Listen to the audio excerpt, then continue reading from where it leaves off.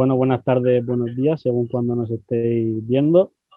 Seguimos con el ciclo de entrevistas o charlas con personas relevantes del panorama literario.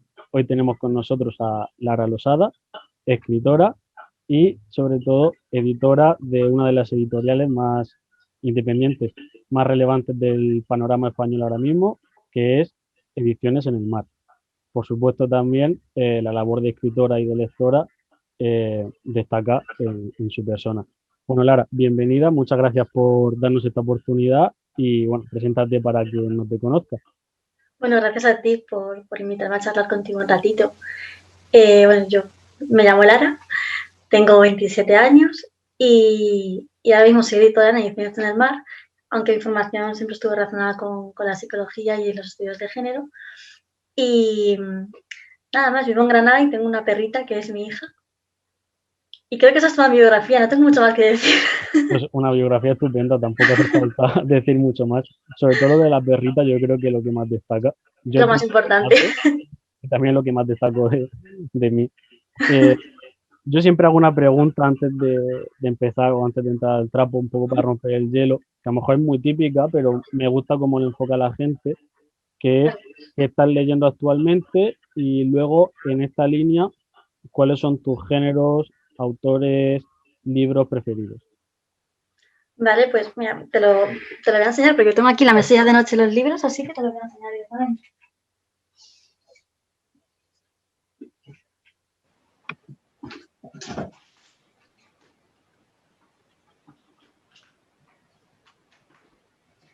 Me he sentado un momento, perdona. Mira, ahora mismo estoy leyendo varios poemarios que los tengo en el salón, pero aparte estoy releyendo Unidad del Dolor, que es un poemario de Jesús María Cormán. Me gustó muchísimo en su momento y me encanta leer cosas. La sabiduría de los psicópatas, que es un libro que leí durante la carrera y sentía que necesitaba volver a leerlo. Son libros muy random, ya te diré. Y Gente Normal, el libro de Sally, que tenía muchas ganas de leerlo antes de ver la serie. Así que bueno, un poquito de cada. Pues precisamente yo el de gente normal lo tengo pendiente y estaba debatiéndome si empezármelo después del que estoy leyendo ahora y no lo sé, la verdad, pero bueno, viendo que lo tienes tú pendiente, a lo mejor también A mí me está gustando bastante, es decir, ya había leído Conversaciones entre amigos y me gustó Sí. mucho, así que Yo yo sí te lo recomiendo. fue de estos libros que al ver la portada me llamó la atención, sobre todo la versión inglesa y una anglosajona. Y cuando vi que estaba ya en español, porque yo leí en inglés, pues bueno, me cuesta un poquitín, dije, pues voy a echarme. Y respecto a géneros, autoras y autores y libros, ¿qué destaca en tu, digamos, en tu cotidianidad? En mi biblioteca personal, Sí. vale, yo suelo leer sobre todo narrativa y ensayo. Me gusta mucho la poesía, pero es un género que me resulta más complicado que me guste. Es más difícil que me guste un libro de poesía que me guste una novela. Entonces, sobre todo, leo novela. La última que he leído que me ha gustado una barbaridad es Un verdor terrible. No recuerdo el autor porque está publicada en Anagrama. Y igual la recomiendo mucho, me encanta. Y luego, aparte, sobre ensayos, suelo leer relacionado con la psicología, con el feminismo, yo con mis topics de siempre, ¿no? Y con el arte. Me encantan los libros relacionados con historia del arte. Bueno, está muy bien. Y al final, cuando lees tiene que ser algo que te guste y si a ti lo que te gusta es la psicología y por eso te formaste, se llama el género, que leas solamente eso no hay ningún problema. Y vamos a dar un pequeño salto en el tiempo, hipotético obviamente, ojalá se pudiera de manera real, pero no. Estamos hablando un poco de lo que lees en el presente y ahí me gustaría preguntarte un poco por el futuro, tú tanto como editora como lectora, ¿qué te gustaría que se escribiera o que no se escribiera en los próximos años, digamos a raíz de esta crisis sanitaria que estamos viviendo? Vale.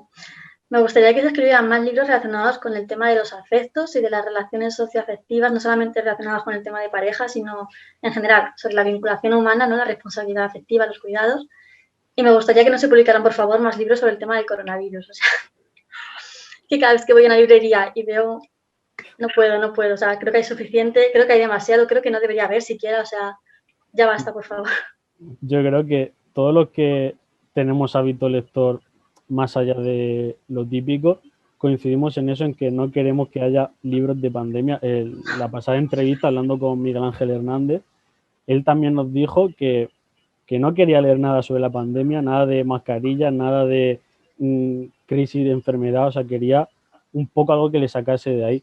Y a mí, la verdad, en la línea con lo que has dicho de afectos y cuidados, yo creo que un poco lo que a partir de esta crisis, porque obviamente algo va a calar en las autoras y en los autores, creo que debería estar en la línea de los afectos, de los cuidados, de cómo al final esta crisis, más allá de lo sanitario, de llevar mascarilla, de lavarse todo el rato las manos, nos hemos dado cuenta precisamente de que cuando nos dejan en nuestra casa aislados, nos afecta mucho más de lo que antes de este momento pensábamos.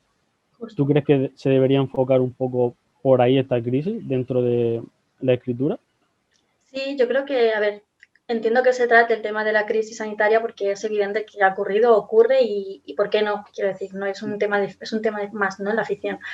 Pero creo que si se trata, se debería tratar con normalidad, simplemente mencionando que está no como parte central de la historia, ni mucho menos, sino, bueno, ha ocurrido esto y a raíz de esto, pues hemos reaccionado de esta manera o hemos hecho estas cosas, ¿no?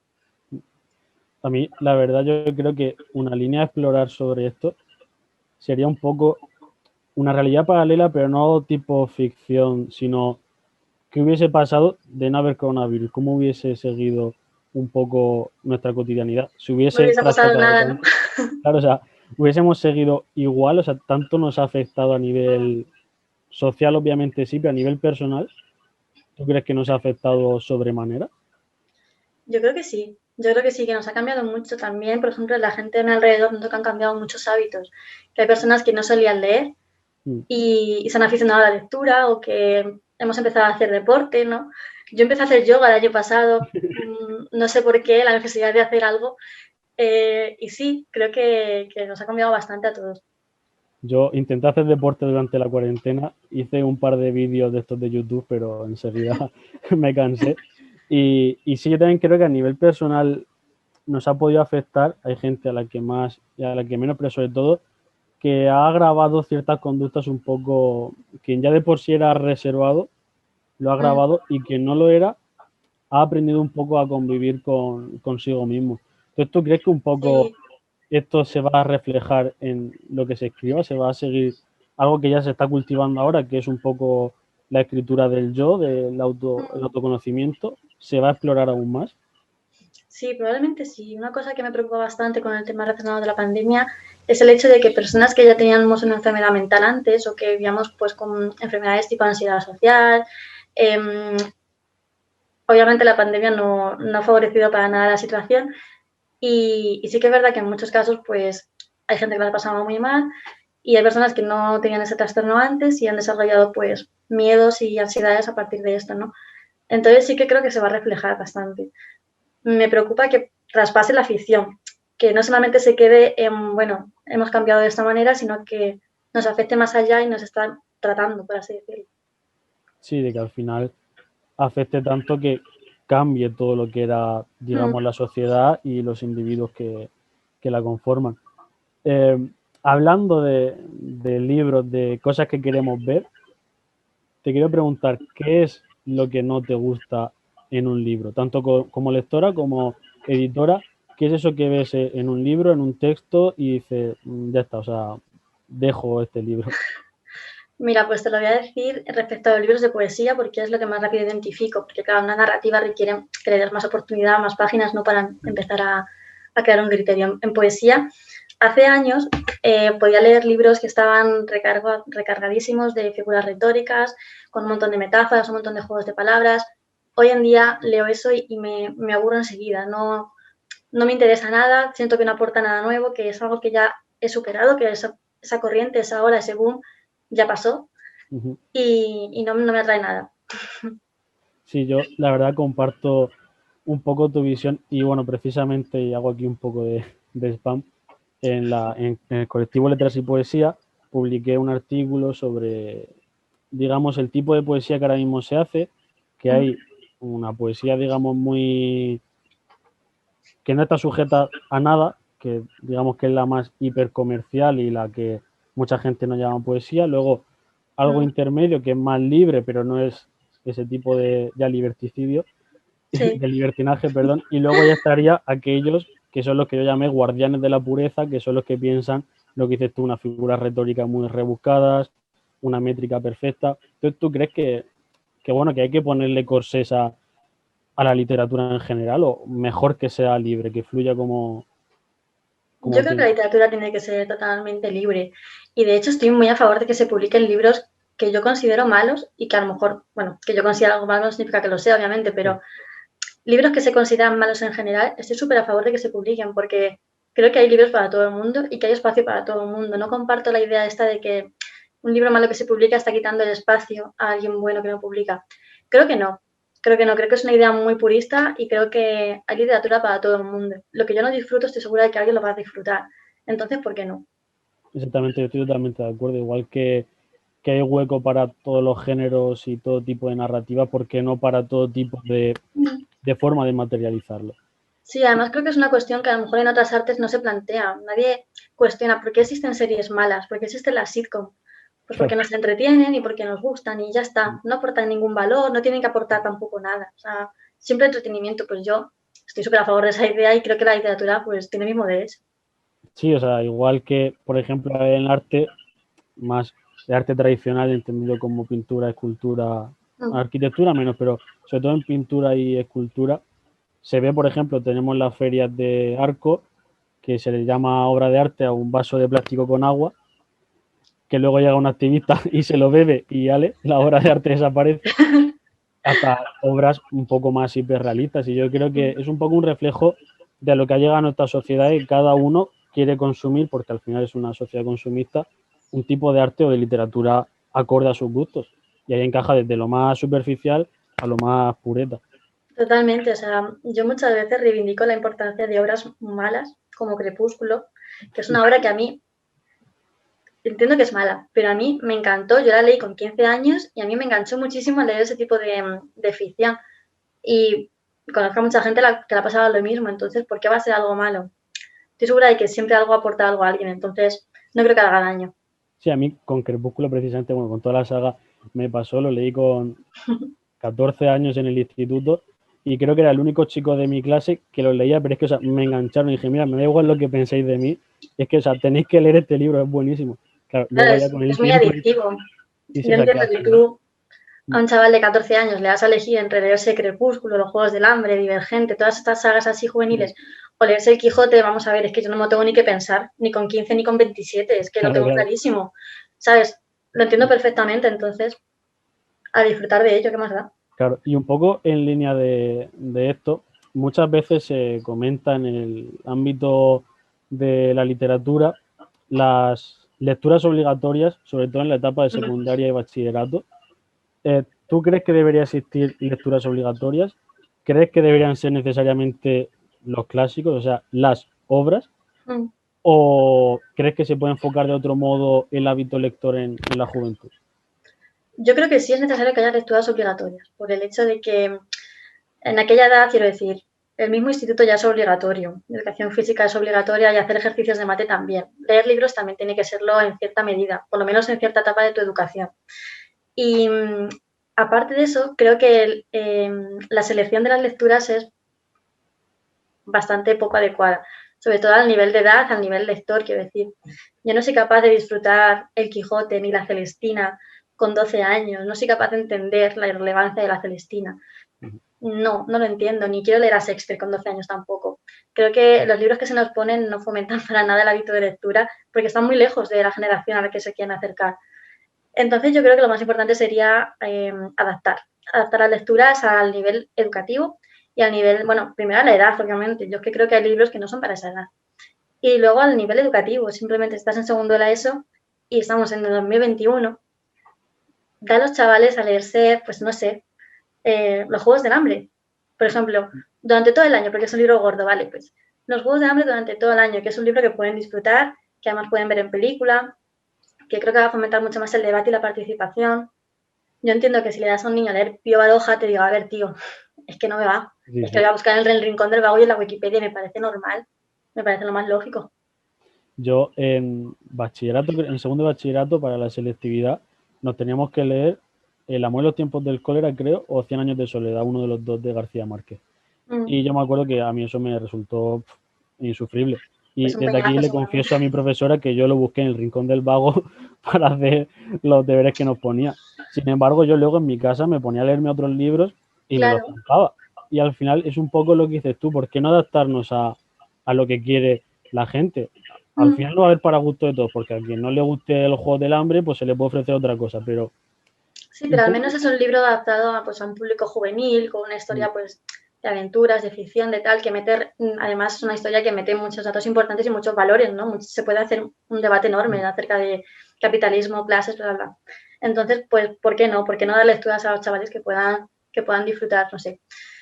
Yo es que recuerdo cuando era pequeña y me mandaban, a mí me ha encantado siempre leer, siempre, pero me mandaban a leer en el Instituto a Pío Baroja, que lo tengo aquí entre ceja y ceja, porque es que odiaba tanto a Pío Baroja, me leí La Busca y El árbol de la ciencia, no entendía nada, yo decía, bueno, pues yo seré tonta porque mucha frustración y además que no te da ganas ni de leer eso ni de seguir leyendo, porque dices, a ver, es que si leer es así, pues ¿para qué quiero leer, no? Entonces... Claro. Y un poco en esta línea, ¿hay algún libro así de estos clasicazos o de los que tienes que leer sí o sí que tú lo hayas intentado y te lo hayas dejado porque no te ha convencido? Pues mira, seguro que sí. A ver, ahora mismo no te sé decir. Bueno, los de Pío Baroja, ya te digo, me los he leído en el instituto, pero cero, un cero. ¿Algún clasicazo?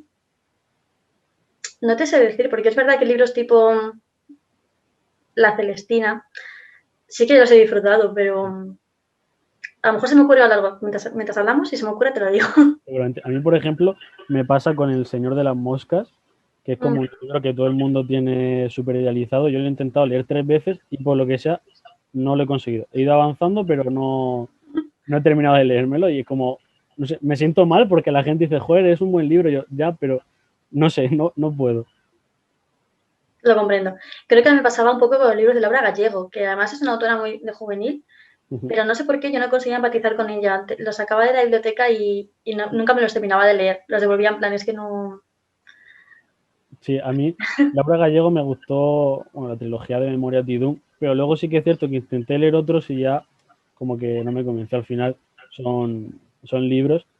Y bueno, hemos hablado un poco de tu faceta de lectora, un poco de editora y como escritora, ¿en qué te gusta centrarte? No lo sé, no te sabría decir, porque creo que también eso, por suerte, ha ido evolucionando con los años, ¿no? Cuando era más pequeña creo que hablaba todo el rato de tristeza, porque también atravesaba un momento de mi vida pues más complicado, más relacionado con la enfermedad mental, entonces necesitaba expresar eso todo el rato. Y además, cuando era más joven, lo hacía de una manera muy romantizada y muy peligrosa. Según he ido creciendo, pues creo que ha evolucionado bastante. Ha pasado un poco por la etapa reivindicativa, más feminista, más de liberación de la mujer, hasta, por ejemplo, la última novela que tengo publicada, que es un libro totalmente de ficción. Creo que es la primera vez que escribo algo que no sea sobre mí, lo cual estoy bastante gracias de que se me ocurriera. Y pues no sabría decirte, creo que trata sobre la violencia en general. Es un tema con el que he estado muy obsesionada. De hecho, el próximo libro que voy a publicar, que saldrá el mes que viene, noticia, ¿Exclusiva? pues es un poemario que también trata el tema de la violencia. En este caso es la violencia intrafamiliar.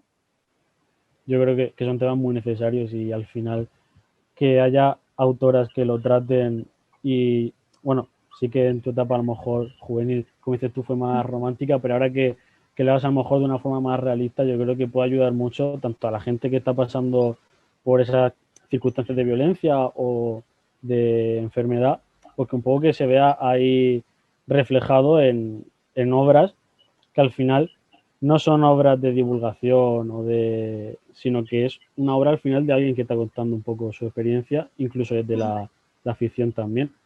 Sí, Y como editora, volviendo un poco ahí, ¿qué es lo que te gusta leer? ¿Qué es eso que alguien te escribe y tú como editora dices, joder, le quiero dar una oportunidad a esto? pues mira, lo que más me interesa y lo que más creo que hay en editorial ahora mismo son voces muy íntimas.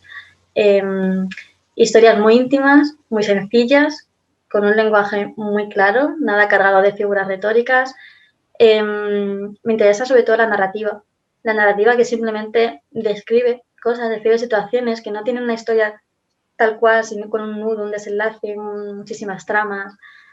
No, me gustan las historias muy sencillas. Ahora mismo estoy en esa etapa. Pues yo creo que, por lo que he estado viendo de tu catálogo, que tengo ahí algunas en mi lista de deseos para hacerme con ellas, sí que son de ese tipo, un poco más íntimo.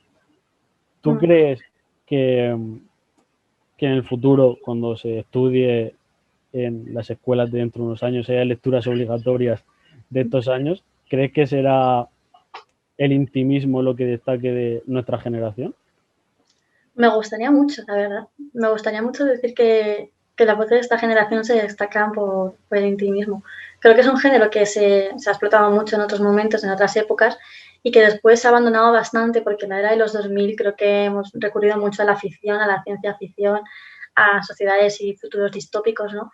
Y creo que se está regresando. No sé si en parte por el coronavirus o porque hay una nueva ola, ¿no?, de interés en lo cotidiano, en lo normal, en narrar historias simples del día a día. Creo que sí que puede ser, me gustaría. Yo creo que también, sobre todo porque los jóvenes, los que estamos por debajo de los 30, hemos vivido lo que es la crisis, bueno, la crisis del 2008, la del 2012, 2016 y ahora la de 2000. Hemos vivido muchísimas crisis y somos un poco una juventud precaria y yo creo que eso ha marcado un poco nuestra forma de afrontar la escritura y que se ve en lo que escribimos. Sí, sí, estoy totalmente de acuerdo. O sea, no me cabe duda de que somos una generación atravesada por distintas crisis y que eso se manifiesta. Sí, y al final que hemos desarrollado un mundo interior que, bueno, cada uno al final, por mucho que sea intimismo, cada intimismo es diferente porque hay mucho que decir, Claro. muchas vivencias. Sí, o sea, al final la intimidad no quiere decir sobre una propia, ¿no? Sino simplemente sobre situaciones sencillas o que todo el mundo puede identificarse de alguna manera. Y bueno, ya casi para ir concluyendo, porque la vez pasada me pasé un poco de tiempo y me echaron la bronca, me gustaría que dieses un par de consejos, bueno, un par o los que quieras dar a aquellos que están empezando ahora a escribir o que quieren dedicarse a la escritura y todavía no se atreven. ¿Qué les recomiendas? Vale, yo a las personas que están empezando a escribir o que ya escriben y quieren seguir avanzando, les recomendaría que lo hicieran siempre a pesar de todo. Quiero decir, muchas editoriales te van a cerrar puertas, no vas a vender un montón de libros, no te vas a hacer de oro, ojalá, pero lo más probable es que no. Aún así, sigue haciéndolo, porque hoy en día la escritura es una cosa de la que es muy difícil vivir. Pero la única manera de seguir avanzando en ella es seguir formándote y seguir formándote es seguir escribiendo, siempre. La escritura va a avanzar y seguramente dentro de 2 años digas, menuda mierda escribía en 2015 y es normal y da gracias a que lo notas ahora. Entonces creo que lo más importante es seguir escribiendo pese a todo. Y luego, otro consejo que daría es entender que el rechazo editorial o el rechazo, ya no solo editorial, sino la falta de oportunidades que te puedan llegar, no significa que lo que tú haces sea malo, ni mucho menos. Creo que existe la idea de que si una editorial no te selecciona, es que lo que has hecho no vale la pena y no es para nada así. O sea, quiero que se entienda que hay un catálogo, hay un interés en crear una línea común, ¿no? Hay un presupuesto también, hay que ajustarse. Hay muchas situaciones que a mí muchos libros me gustan, pero no encajan con lo que yo quiero publicar, ¿no? Entonces, creo que quitarse ese peso de encima, como esa carga de que lo tuyo es malo si no te lo eligen, es muy importante. Claro, al final es lo que dices tú, cada editorial tiene su línea, su catálogo, digamos, su proyecto editorial y por muy bueno que sea, puede que no entre dentro de... Claro, Y sobre no todo lo que significa dices tú, nada. escribir y escribir. Sí, y lo más importante, leer mucho. Cuanto más leas, mejor vas a escribir. Exactamente. Pues bueno, Lara, muchísimas gracias por tu tiempo, por tus respuestas y nada, encantado de tenerte conmigo aquí charlando. Ha sido un placer, Miguel Ángel. Igualmente. Y nada, estamos en contacto y te pasaré tanto la entrada como el vídeo. Perfecto, pues muchas gracias. A ti. Hasta luego. Hasta luego.